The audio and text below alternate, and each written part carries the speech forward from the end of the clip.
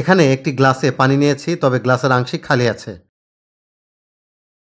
এখন এই গ্লাসের পানিতে যদি একটি হালকা বস্তু যেমন কর্ক, পাতলা প্লাস্টিক, পিংপং বল অথবা প্লাস্টিকের বোতলের ক্যাপ আলতোভাবে ছেড়ে দেই, তাহলে এটি পানির পৃষ্ঠে ভাসতে থাকে এবং এটি ধীরে ধীরে পাত্রের কিনারায় চলে আসে। আমি বারবার এটিকে পানির পৃষ্ঠের মাঝখানে রাখার চেষ্টা করলেও এটি কিন্তু পাত্রের কিনারায় চলে যাচ্ছে। আংশিক খালি গ্লাসে এমনটি হয় কেন? এর কারণ হলো, যখন গ্লাসে পানি কম থাকে তখন গ্লাসের দেয়ালের পাশে মেনিস্কাস তৈরি হয়, অর্থাৎ পানির পৃষ্ঠ পাত্রের দেয়ালের দিকে উঠে যায়। এতে পানির পৃষ্ঠ ঢালু হয়ে থাকে এবং ভাসমান বস্তু তখন পানির এই ঢালু পৃষ্ঠ ধরে কিনারার দিকে চলে যায়। একে ক্যাপিলারি অ্যাট্রাকশন বলে। পৃষ্ঠটানের জন্য পানির অণু একে অপরকে টানে, ফলে এই টান বস্তুকে টেনে নেয় পাত্রের কিনারার দিকে। ফলে আমরা বলতে পারি ক্যাপিলারি অ্যাট্রাকশন ও পানির পৃষ্ঠটানের কারণে বস্তুর প্রবণতা থাকে সর্বদা কিনারার দিকে চলে যাওয়ার।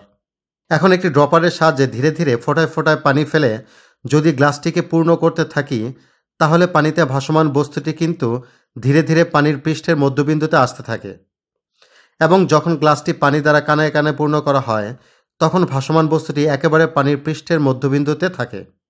এর কারণ হলো, গ্লাস যখন কানায় কানায় পূর্ণ করা হয় তখন পানির পৃষ্ঠ প্রায় সমান বা সামান্য উত্তল হয়। ফলে পানির পৃষ্ঠে আর কোনো ঢাল থাকে না এবং ক্যাপিলারি অ্যাট্রাকশনও আর থাকে না। এর ফলে পানির পৃষ্ঠটান সব দিকে সমান থাকে।